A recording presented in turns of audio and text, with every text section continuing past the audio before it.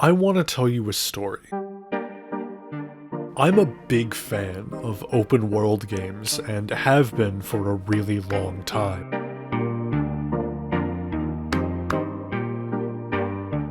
There's a lot of variety even within that distinction of a type of game, which means if you grow tired of one type of open world, there's always another which can feel very different but provide that experience you're probably looking for.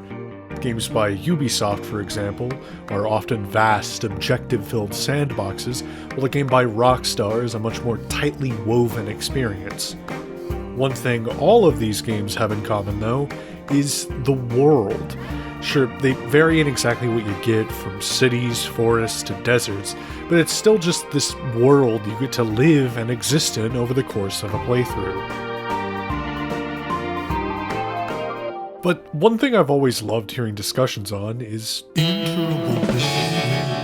games require time and hardware, which leads to situations where things are cut back during development either to meet deadlines or to get the game to run well. Sometimes games are so ambitious that one or both of these factors can't be or aren't accounted for, which is only worsened by publishers that set unrealistic deadlines. Sometimes something great can still emerge from the ashes of an internal fire like this. Halo 2, for example, one of my favorite games of all time, quite famously experienced crunch development, with massive swaths of planned sections cut, removed, or pushed onto Halo 3. A more recent example is Cyberpunk 2077, which released in a horrendous state due to over-ambition and unrealistic deadlines, which only becomes more frustrating as post-launch support has pushed the game closer and closer to its promised form. When it comes to open-world games, a lot of the decisions made to meet those two major hurdles will shrink the world in some way. The more uncommon way to do this is the more literal one, by shrinking down sections of the map or cutting planned areas that prove to be unnecessary. The more common way, however, is to disguise these cuts within the world. In Grand Theft Auto V, the state of San Andreas is massive and detailed. While it's not the most alive open world I've ever experienced, it still feels lived in and real. But those cuts are still there. It's ironically the thing you probably spend the most time looking at. A massive chunk of the buildings in Grand Theft Auto V are hollow. There are no people going to work, you'll never see someone go inside or leave, but it doesn't matter for the illusion.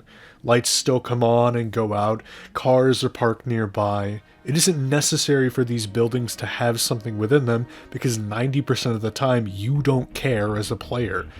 A game I've played with a lot of interable buildings is State of Decay 2. It's a zombie survival game where you scavenge for resources for a community of survivors, playing as each of them. Since you spend so much time exploring buildings in this game, nearly every building is interable. There's a lot of reused interiors and copy-pasted buildings, which may be a bit disappointing, but it's because this game still needs to have those cuts somewhere. Even though they're not disguised and almost proudly on display, this game is still fun. But the funny thing is, in this game, with nearly every building interable, there's still some that aren't. Most of these buildings are destroyed beyond belief, where even if you could get inside, there's certainly nothing left for you to scavenge. But ironically, I find myself drawn to the non-interable buildings more in this game than I do in games with hundreds of them. In most games with very few interable buildings, it makes the ones that are interable all the more special. I can't tell you the amount of times I've tried to survive as long as I can at 5 stars at the Pacific Standard Bank in GTA 5. But it's this former school in State of Decay 2 that draws more attention from me than any other building in the entire game. There's an abandoned military base you can use right next to it, which is on a football field. It is nowhere near my favorite base in the game, yet I spend so much time here, barely ever wanting to move anywhere else. The single most dead building in all of State of Decay 2 is the one that feels the most alive. There's this building down the road from me that's been there my entire life. Yet the entire time it's been pretty much just a pile of rubble. I couldn't tell you what it was for, or even what it could be for. The wall on the left side caved in clearly 20 years before I was even born, and the only car you ever see parked there is some out-of-state my GPS turned off 6 miles ago type. Every once in a while you drive by it and another part of it is caved in. A tree has fallen into the back wall, someone broke in through one of the windows to steal who knows what, if there's anything even left inside. And yet it just sits there. Still. No one tries to buy it. No one even wants it. It's a set piece, a testament to consistency. No one tears it down. You almost think they never will. Like they've grown too attached to this stupid old thing and never want to let it go. Until they do. I've wondered when they died. When someone finally put pen to paper and signed its will for who gets what. Every drive, every walk, I look its way, yet it's never there. It's such a stupid thing to miss. But all things considered, it's just a building. There'll always be another building. It's not like this is going to explode the earth or anything.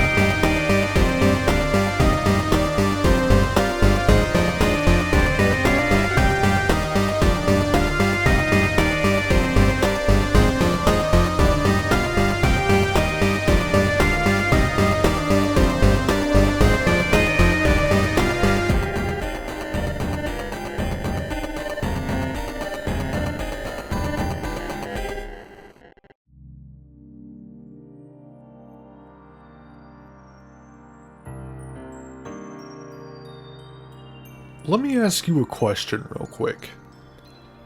What do you think was the first game to have multiple endings? I mean, depending on how outside the box you want to get with this, there's a legitimate argument to be made that Tennis for Two or Birdie the Brain was the first game to feature multiple endings, given the fact you could win or lose. But what I'm looking for with this question is a game which has a story that has 2, 3, or maybe more endings, with those not necessarily being a game over, try again screen, but rather a genuine option for a conclusion to that story. A great example being Detroit Become Human, a game with multiple different conclusions for the 3 characters you play as, meaning you can get several different combinations of endings within the game. But if you just Google what was the first game with multiple endings, Guinness World Records attributes a game called Bubble Bobble, which was released in September of 1986. Bubble Bobble is a game about 2 dragon brothers named Bub and Bob, who are trying to rescue their girlfriends, Betty and Patty. You do this by trapping enemies in bubbles and then turning them into fruit, and then you eat the fruit for bonus points. I'm sure this won't have lasting consequences in the future. The game has 3 endings, a bad ending, good ending, and a so-called super ending. If you beat the game solo, you get the bad ending, with the game proclaiming this is not a true ending, and for you to return with a friend, and that you will be impressed by the truth of this story. I mean, that is a hell of a claim. If you do actually go back and beat the game with a friend, you get the game's good ending, where it's revealed that Bub and Bob were actually humans the whole time. Wait, if they're human, does that mean the enemies were human too? Does this game have cannibalism? Along with this, you get scrolling text informing you that you found the most important magic in the world, love and friendship. And cannibalism. Only then for the game to throw that out of the window as well and tell you it wasn't a real ending either.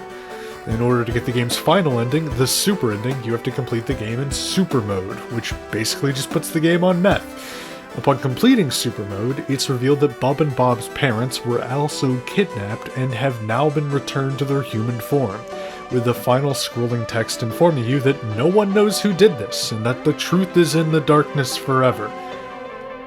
This is a good ending, by the way. Also, sorry, spoilers, I just kind of assume that most people aren't doing a blind playthrough of Bubble Bobble in current year. However, there's just one small, tiny, pretty major problem. Now, I had already known that Guinness World Records was a bit unreliable when it comes to records, so upon learning of this game, I immediately began digging a little deep. And you know what I found? A little-known game that hardly anyone even remembers. Metroid.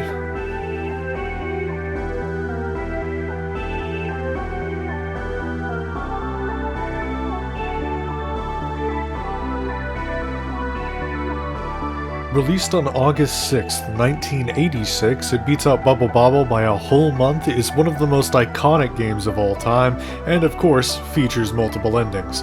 Now these multiple endings are interesting. The ending you get is determined by the speed at completing the game, with faster times giving you a...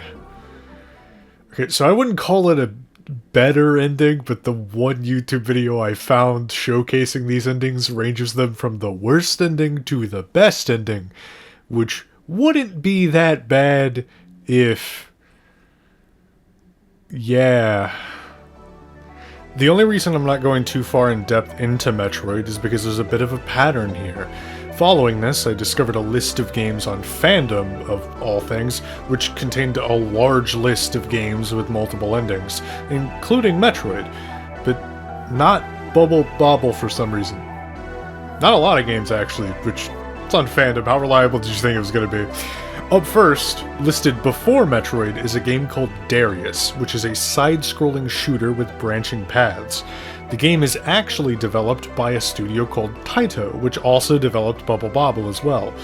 The game's branching paths allow you to pick a different zone, as the game calls them, at the end of every zone, allowing you to play up to 28 different zones, which is really cool for a game released in 1987.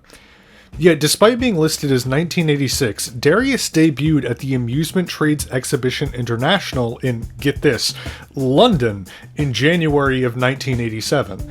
No early Japan release, no alternate American release. This game first saw the world in London in 1987. But if we look at the very first game listed, we do thankfully get a better result. A game which actually did release in 1983. The Portopia Serial Murder Case, one of the very first visual novel games ever and often credited as the first.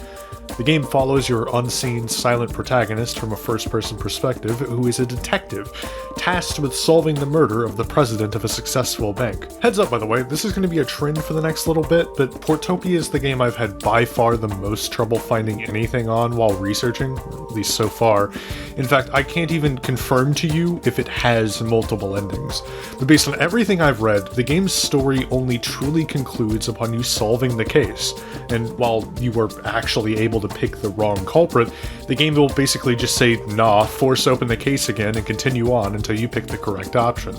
Most of this lack of info comes from the fact that the game never received an official release outside of Japan, and since I don't speak Japanese, it lowers the amount of info I can find for it. I do want to give a small shout out to the Retro Game Super Hyper site, where I found an entire article talking about a playthrough of the game using an English fan translation that was made in 2010.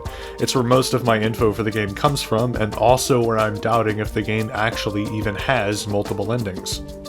Looking elsewhere on the Nintendo fandom, they have a page for Portopia and also state that the game will merely reset you until you get to the correct culprit. To me, personally, this does not scream multiple endings. But despite all of that, even if Portopia had multiple endings, you want to know something funny? It still wouldn't be the first game with multiple endings. While the Portopia serial murder case did release in June of 1983, the game listed after it, also dated for 1983, released in March. That game is Nobunaga's Ambition.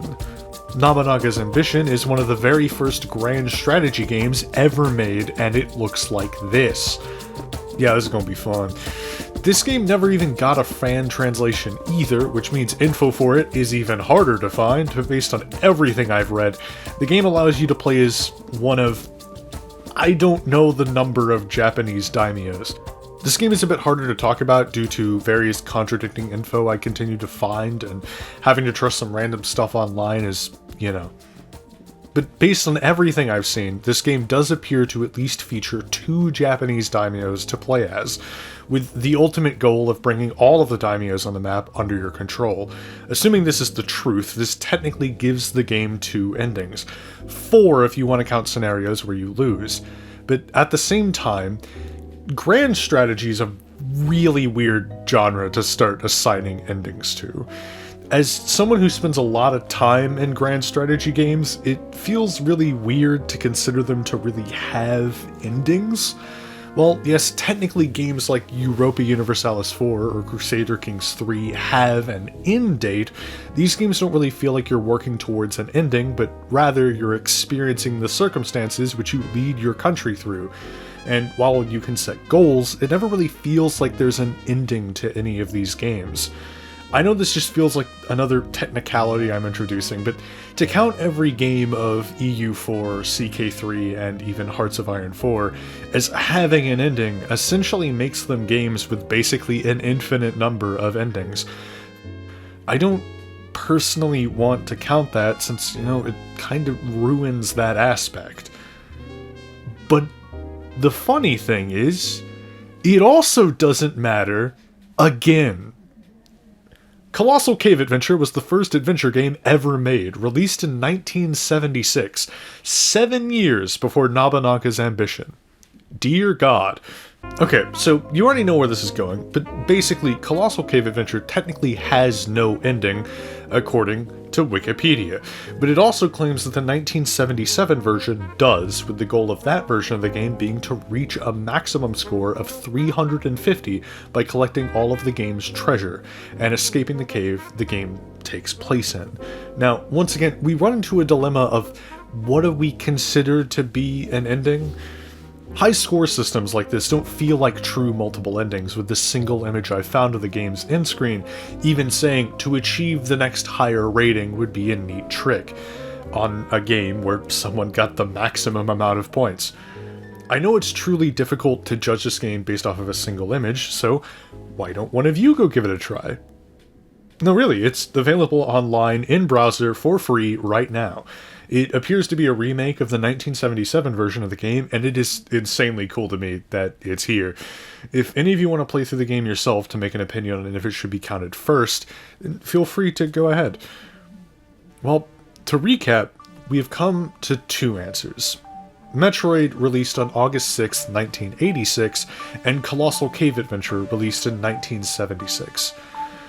During further research, I couldn't find any games prior to Colossal Cave Adventure that even attempted multiple endings, which, again, the answer to this question seems incredibly subjective, so while I've come to my own conclusion, if you disagree, feel free to share a comment about what game you feel deserves the title and why. But all of this is to say, I now must crown my own personal winner for this little research deep dive, Metroid.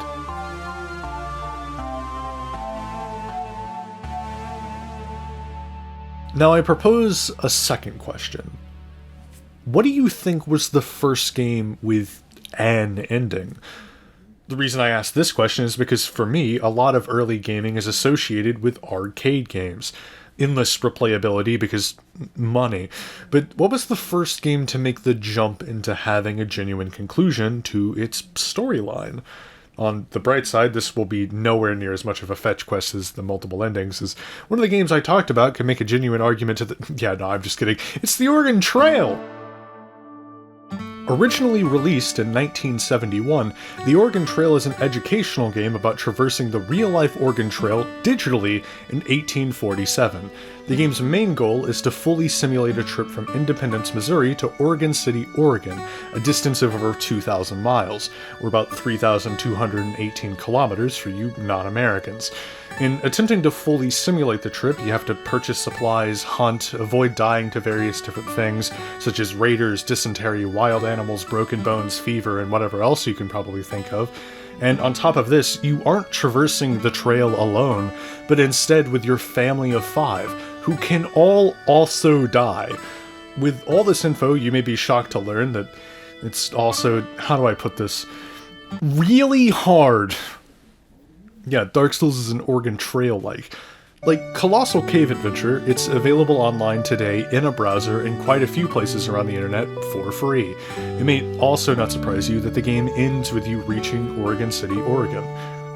Sorry, spoilers. Though dying counts as a game over rather than an ending, hence why it wasn't brought up in the multiple endings section.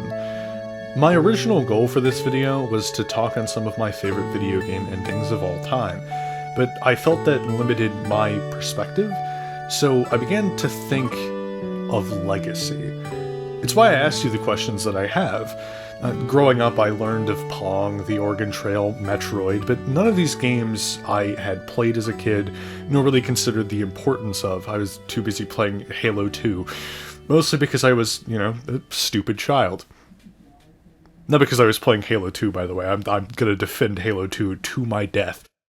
Gaming as a medium was and is ever-changing, with new ideas, experiments to just throw whatever at the wall. I mean, hell, we only got here out of people wanting to experiment with technology in a way that gave us video games as we know them today. It took even further experimenting to even put in stories, either based on reality or fiction. They dared to end so stories could be told for centuries. Unless you're just convinced that Birdie the Brain has got some really crazy lore going on.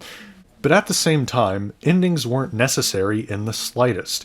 Many games have shown that you can have a successful IP without ending. Pac-Man, Space Invaders, roguelikes, and multiplayer games, though we'll talk about the latter two more in a bit. All of these games can end in failure, of course, but their core design is built on endless play, and in the case of the first two, high score systems. But what if you end in a different way? Not by some storyline conclusion, high score screen. No. What if you end by being forgotten? I've got to be honest with you for a second. I've actually lied to you twice so far.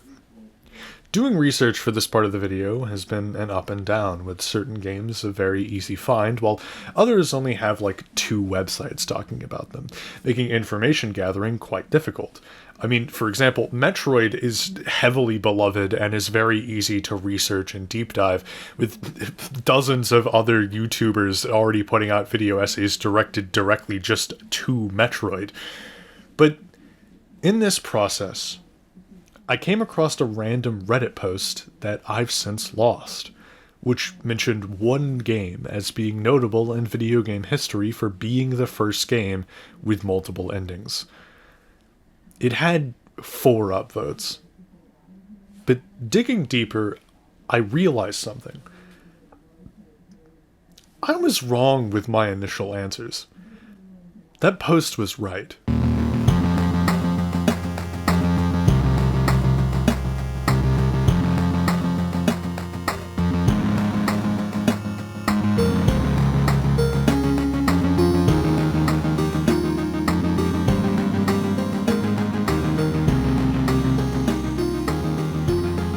Say hello to High Noon, a game released on December 9th, 1970, developed by Chris Galo, a student of Syosset High School in Syosset, New York.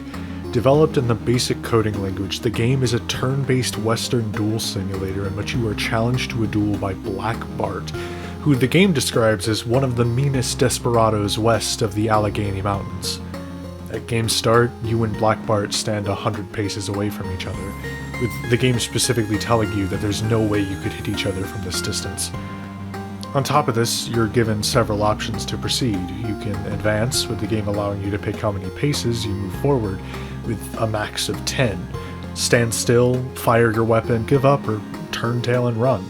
For every decision you make, Black Bart then gets his own turn, where he can shoot or approach. But of course, the most notable part is the game's endings, with an S. You can kill Black Bart and be awarded money by the mayor. If Black Bart runs out of ammo and you fail to kill him in the next turn, he'll run away, not wanting to face you with an empty gun. However, it's proclaimed he won't ever return. If you approach too quickly, allow Black Bart to approach too quickly, or run out of ammo and not run away, you'll be killed. You can also give up and catch the first stagecoach out of town, with the game proclaiming a very wise decision. Lastly, if you turn tail and run, Black Bart unloads his gun into you. Obviously, High Noon is not some graphical marvel, given the fact it's, a text-based game, unless you just really have a thing for fonts or something. But coming across this game had a strange effect on me. A Reddit post away from being left out of this video, and as I tried to do more research, all I could find was just a small handful of indie sites which spoke on it for its legacy, one that I didn't even know existed. In fact, if you look up High Noon 1970, the first result is for a shoot-'em-up with the same name released in 1984. But hey, it's on IMDb. I really thought all I'd have is just that old comment and a couple of sites repeating the same information I've already given you. But no. MyBitbox.com has a fully playable version of the game you can play in browser for free. Alongside my list of sources, I've included a link to that website so you can check out the game for yourself. It's a really fun, if short, experience, though I don't really think it was a game trying to really go for records. Hell, I doubt Criscalo even cares if it's the first game with multiple endings. It's just a short, fun experience made by a dude who wanted to make a Wild West duel simulator. Obviously, the first partially becomes irrelevant for most when you start thinking about the fact that if gaming is the super innovative medium that it is, someone else would have made a game with multiple endings eventually. And while, yes, that's true, we still have this legacy here. Look, I know that I'm being mostly overdramatic about this. High Noon is remembered after all, but it's left me with a thought that feels weird to me. Are there any other games that were the first, that were also forgotten partially or otherwise? Maybe even projects that had people pour their soul into them only to be reduced to nothing but lost legacy. No websites, videos, blog posts, or memories. It's a really tough thing to think about. The original Oregon Trail from 1971 was deleted off the school computer that housed it, only being recreated later by Don, one of the original developers, in 1974. Which, once again, we were so close to the Oregon Trail being lost media. Maybe I really am just being overdramatic, since, like I said before, someone would always just eventually innovate in that way anyways. I've never played the Oregon Trail until this video. It was never something I really wanted to play, since with so many other games these days, there's so much stuff to enjoy. But that doesn't mean it didn't have its impact. The fact I even know what the Oregon Trail is should tell you a lot, but it still feels as though the innovation that it provided falls into a trap of someone else could make this. What's the point of caring about an old game from the 70s when I can play something like Minecraft, The Forest, or Project Zomboid, depending on what flavor of survival game I'm looking for, if that's what itch you feel the Oregon Trail was meant to scratch. The survival genre is the most oversaturated anyways, so there's always a game that'll fit what you want. There'll always be another game, after all. There'll always be another... Hey, did you know that some games never have an ending? I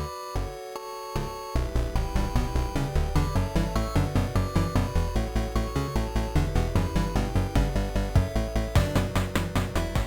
Released in 1980, Rogue is a rogue-like? Releasing on the Amiga, Amstrad CPC, Atari 8-bit, Atari ST, Commodore 64, CP/M, MS-DOS, Macintosh, Nintendo Switch, TOPS 20, TRS-80 color computer, Unix, ZX Spectrum, and more. Jesus Christ! An ASCII game, the core mechanics revolve around a rather simple goal. Try to reach the bottom level of a randomly generated dungeon to retrieve an amulet called the Amulet of Yendor. Along the way, you may explore each of the 26 levels of the dungeon, fighting progressively more difficult enemies, pick up spells, potions, food, weapons, and whatever else might be helpful, and once you have the amulet, you have to work your way all the way back up to the top. But the most notable thing about Rogue is its permadeath system. Losing all of your health means your character is dead. No second tries, no extra lives. You have to start from the very beginning, with a new dungeon, weapons, enemies, and experiences. Since every dungeon is randomly generated, it provides essentially endless replayability. It's really not hard to see why this sort of gameplay loop ended up being standardized into its own genre, the roguelike genre, which, for those of you out of the know, you might have raised an eyebrow. But to sum it up, the roguelike genre is a large collection of games which take inspiration from the game Rogue. Because duh. Its permadeath system, endless replayability, and randomly generated elements in particular. Though the amount of inspiration any one game takes from Rogue can be all over the place, from genuine one-to-one dungeon crawlers to Balatro.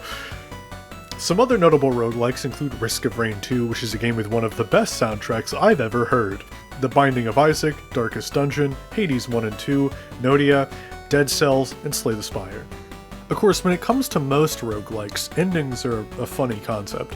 Many conceptually have them, but the idea of ending isn't really what most roguelikes are going for. Rather, most are aiming at being a replayable experience which could, in theory, be played forever.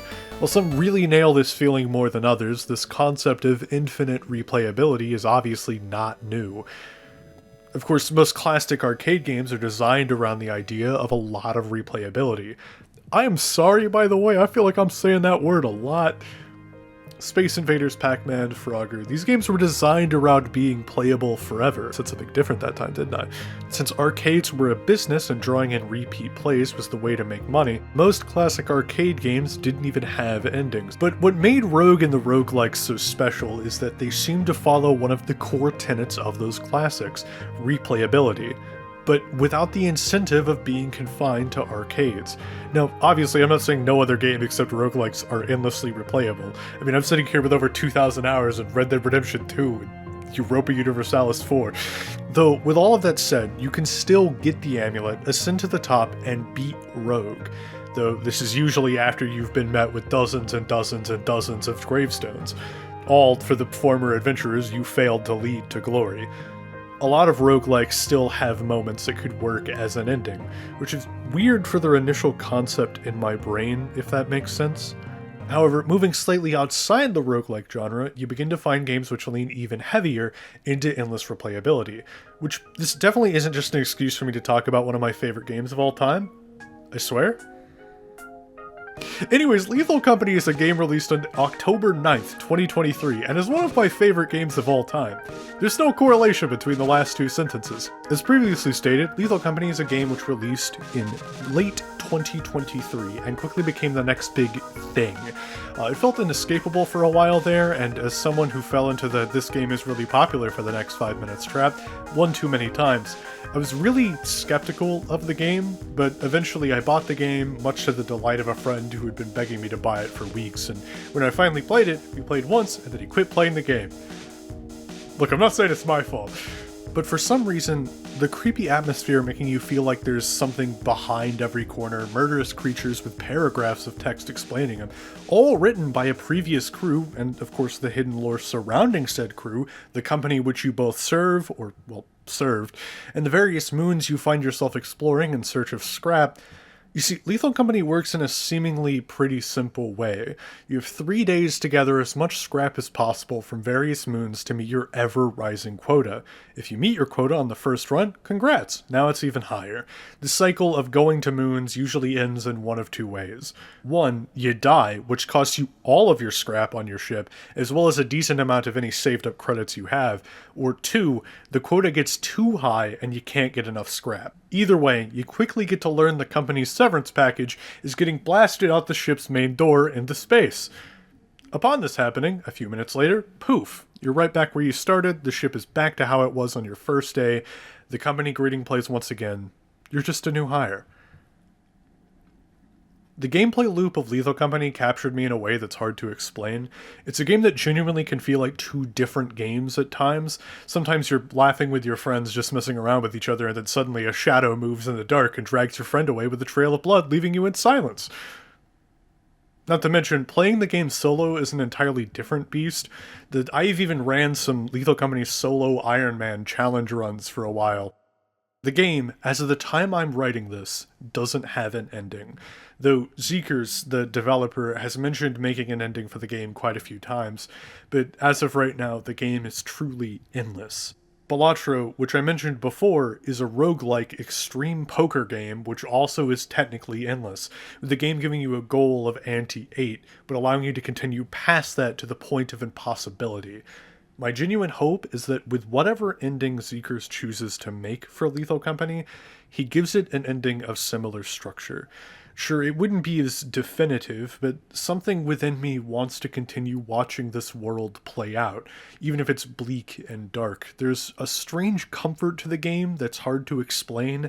It screams at you that everything is wrong, everything is dying, but also, we ball. Through music, animations, character design, graphics, and so much more, Zeekers has genuinely made a world that is terrifying, horrific, and yet also comforting.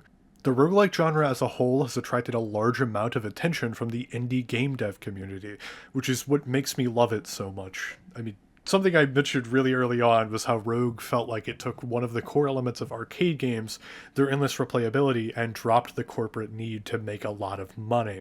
Which, in modern gaming, you continue to see various profit-focused decisions being made, and it can be very easy to fall into the trap of gaming is so much worse these days.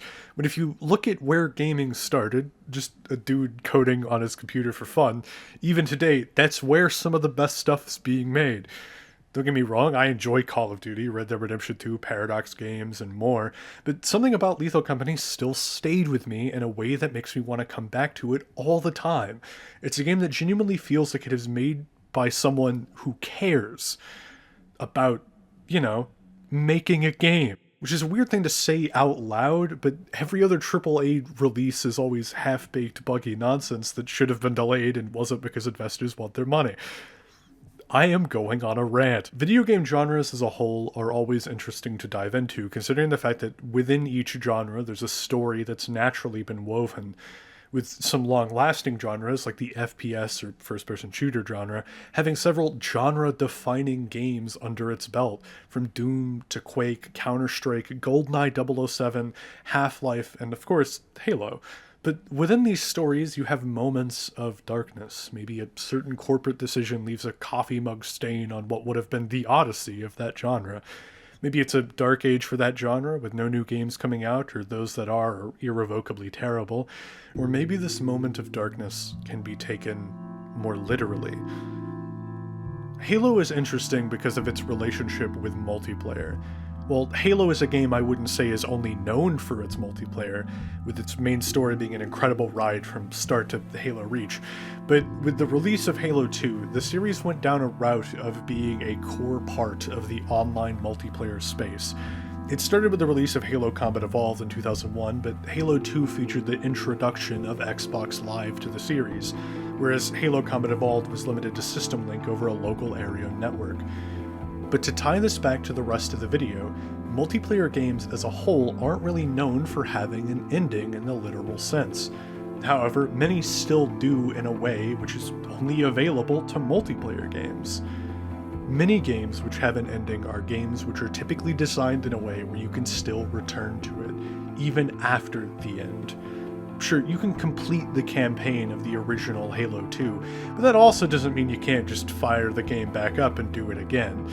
But when it comes to multiplayer games, which are hosted on servers, those server hosts can choose to shut them down eventually.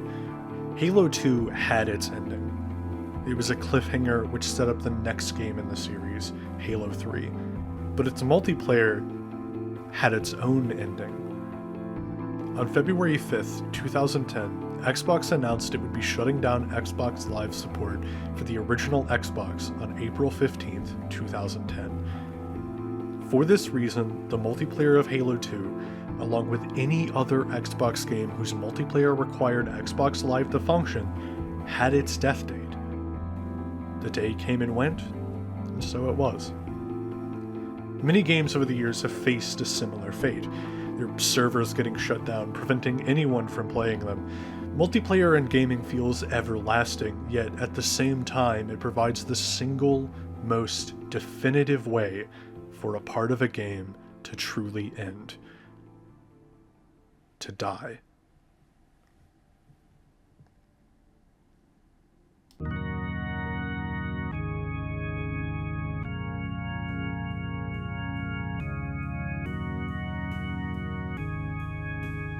One of the main things this video hasn't touched on is the nature of endings and their impact. One thing I've seen spoken about so many times in a bunch of gaming circles is the idea that a game's playtime and an amount of hours is what matters most. I've fallen into that trap myself. I mean, I've even mentioned it myself in this video when referring to the replayability of games. Yet, that discussion completely misses the mark on a large portion of games which aren't focused on telling you to play it forever. A major exception to this discussion, of course, is role-playing games, or RPGs for short. Most games in the RPG genre are aiming to make you immersed in the world by making you feel like you are a part of the world. One of the best ways to do that is by allowing for a lot of player choice. Dialogue options, branching paths, optional side quests are all ways that RPGs try to make you feel like a part of the world. Choice is important to these games, so even allowing you to be evil is a fun side effect. Of course, none of this is unique to RPGs. I mean, if you've played a Grand Theft Auto game for longer than 5 minutes, you probably went onto the sidewalk with a car. Though, despite being someone who has zero problem pulling out an RPG at the airport in Grand Theft Auto 5, bad choices in RPGs feel incredibly awful to use. Mostly since from a narrative perspective, in a game like GTA, you know these are just NPCs that'll respawn in like 3 seconds with your back turned to them. But in a lot of RPGs, when a character dies within the story, it's very often that death remains permanent. An exception to death can partly be found in a game like Skyrim, where many NPCs that the game deems important are granted immortality through an essential tag. Exceptions to that exist as well, where most characters are perfectly able to die. This is the system used in pretty much every Bethesda game, from Skyrim, Fallout, and most recently Starfield. But Skyrim's way of ending its main story is the main thing I wanted to speak on, since if you beat Skyrim's main story, the game just keeps going. In fact, Skyrim doesn't really end at all. You can play a save with one character effectively forever. The game has so many side quests and things to do, you can just continue to mess around for however long you like until you decide where to end things. Several other Bethesda games fall into this way of ending, where yes, you'll reach a point where the credits roll, but that isn't where the story of your character ends. These games make you the controller of the ending in a way. I don't know the last time I opened my old Skyrim save from years ago, but I can always go back, pull that world back into existence for however long I want to play it. An RPG with that structure sidesteps ending altogether. It can make the world you inhabit feel safe and everlasting because it effectively is. There's no point where the game prevents you from going forward, but that isn't a downside to Skyrim at all. Though, while Skyrim has left its impact on me and so many others, it falls very firmly in the you could play this game for 5,000 hours category. which isn't a bad thing at all, but like I already said, there's this sort of idea in certain spaces that a game needs to be that way. But the game I'm about to talk about is a game I completed in just under 10 hours. It's a game I have never stopped thinking about and has occupied as much space in my brain as a game like Skyrim. The Outer Wilds is a game released in 2019, which follows you, a brand new space pilot who gets caught in a 22-minute time loop. The game is enthralling. With each reset, you can feel yourself caring less and less about what people have to say because they'll never have the answer to what's causing the loop. So you venture out, looking to the stars for whatever answer may be out there. And eventually, the pieces start to fall into place. This world, this life, this universe you've spent your time in is ending. It's hard to explain what this does to me. In so many games, the world is under threat. We have to stop them. But here, the them is just time. There's no way to win except to let go. You've lost. The world is going to die. Yet from that death, rebirth. Life begins anew. But those memories, those people. Very few games have genuinely made a world feel so finite, yet I still wish to spend 1,000,000 years looking for an answer. There's grief for a world I can only look at in 22-minute intervals.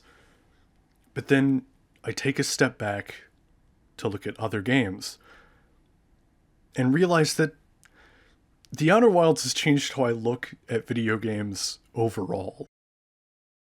In the game Starfield, there's a moment near the end of the game which has you fly to Earth. The game does nothing to prevent you from taking this trip earlier or even hide it from you, as various different mentions of it are made throughout the game. Half the crew doesn't believe Earth exists, but it's still there. It's a silly quote which I didn't even think much of. I mean, one of the very first things I did in Starfield after getting access to free roam was go to Earth, which it's gone. Just a mess of sand and sand. It didn't really affect me at first, honestly. You don't really think much of it. I mean, you've got the freaking universe to explore out there, which the story happily has you do. But eventually, you're led back. The story has you land at an old NASA facility, which you're allowed to explore. And it was during this moment that it finally hit. Everything. The plants, the oceans, that one random building you walked by, it didn't matter. It's gone. It's odd to me how it took me so long to actually think about what that meant. What it meant for Earth to be gone. There will be no more memories created here like they once were. It's just another rock floating through space. Half the crew doesn't believe Earth exists, but it's still there. It's just a myth, a lie. It's so easy to believe that this would be an actual factual statement one day. With so many conspiracy theories and lack of belief. Maybe it's just another attachment issues thing, but Earth is here and it exists. Now. You can go outside. You can breathe in the air. You could go hug a tree, lay in the grass. But that's all gone here. Have you ever thought about it? The end, I mean.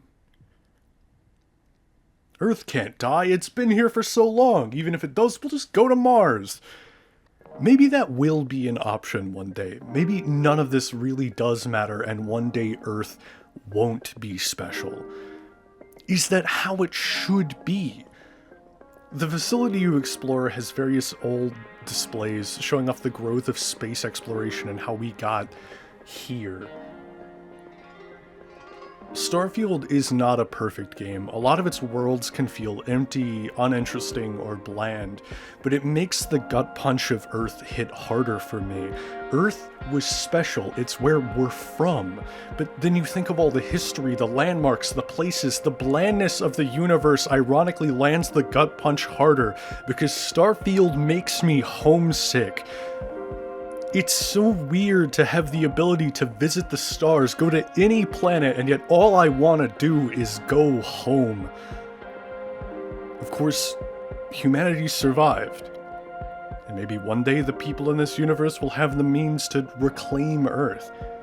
But then it just makes me think about, what if humanity never survived and escaped Earth? Would Voyager 1 and 2 be all that's left? Just kicking it through space, hoping to be found, to be remembered. There's always that part of my brain which wants to be nihilistic about the future of the planet. We're doomed and all that. But Starfield is a game which made that hit me in a way I didn't expect. It presents a universe where the Earth was doomed by our own doing, yet it's presented as a trade, Earth for spaceflight. I brought up Outer Wilds because it made an ending truly feel like the end in a devastating way. But Starfield makes the end of Earth into the devastating thing I think it was meant to be. You hear the Earth being put under threat so many times, you start to get tired of the circumstances. But, I mean, how do you top putting the Earth under threat? By never having it under threat in the first place. Because you lost. The Earth is dead. You can't bring it back. You can't save it this time. You can only look at the stars and see what it was traded for.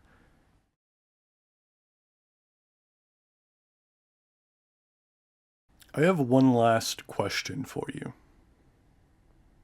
And it's a bit of a weird one. What if Voyager had a soul?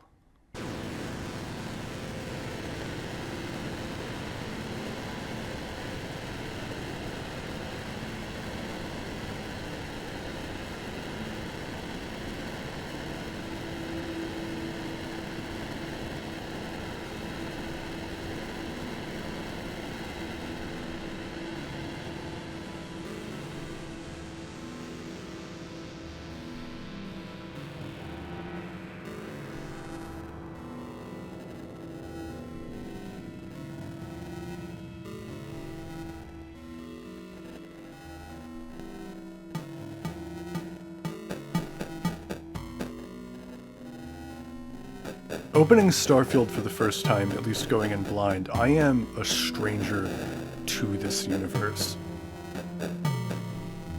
I have to ask every question I can, because how else am I to learn where I am?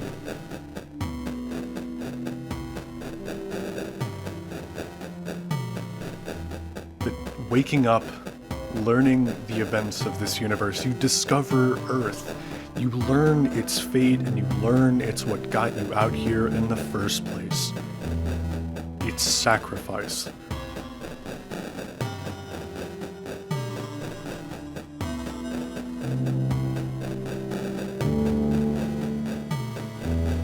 There's so many things in the game that make this game feel more like a memorial for Earth than a space adventure game. So many little pieces that clue you in on what was left behind. But it's the dread, the knowing you can do nothing. I know this isn't what I was supposed to walk away with from this game, but it feels so intentional. But as the game went on, I found myself clinging to the old Earth weapons and items like there's some sort of heart that those items have that the rest don't. I struggle to return to Starfield because of the massive dread it puts in my head with how those few small items could have been all that's left, and maybe one day in this universe, there is nothing left. Everything is made from stuff from other worlds, and Earth is just forgotten for good.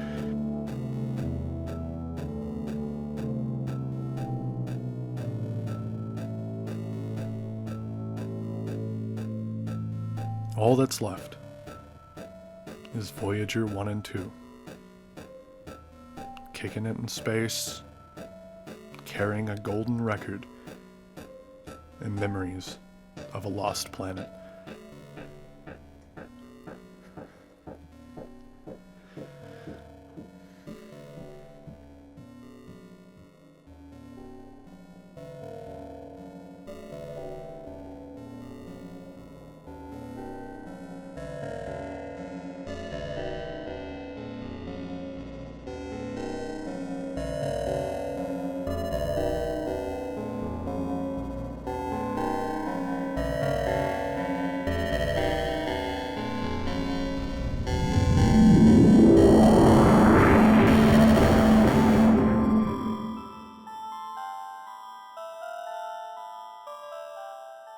But that's not how this story ends. In 2010, when Microsoft shut down the servers for Xbox Live on the original Xbox, a group of friends decided they were going to host a server and play until the servers were gone. Only to discover that after the servers were gone, their lobby was still up. No one could join nor make a new lobby, but they were all together and just playing some Halo 2. Though one by one, they'd all eventually leave the game for one reason or another. That was the ending for Halo 2. At least it's multiplayer. Just some friends messing around and having a good time in a game they all enjoyed together. Halo 2's story ends with a cliffhanger in a way where the story obviously goes on after the console is turned off and the screen fades to black. In a similar vein, Halo 2's multiplayer ended with those friends probably going on with their lives, but the final snapshot, the final breath those servers ever took, was filled with friendship and a shared love for something as silly as keeping a game online for just another minute. This video was a chance for me to talk about how dreadful the end can feel. For me, there's a certain disconnect between most things and the idea of an ending. It's why when Starfield presents a scenario where I'm seemingly the only person in that game's universe who looks at that sandy rock floating through space with a sense of dread, it strikes me. I've watched people discuss topics like climate change and present the answer of, oh, we'll just go somewhere else. But that line of thinking falls into a simple trap. There'll never be another place like Earth. It isn't the building down the road. It isn't the ending to a storyline. It is everything. It is every memory. It is every story. And it is every building. But for now, the Earth continues to spin on. This video will always be here, as will I, narrating over it, as long as the internet allows it. Whenever one of you wants a chance to look back at a memory or two, I'll be here for when you get back.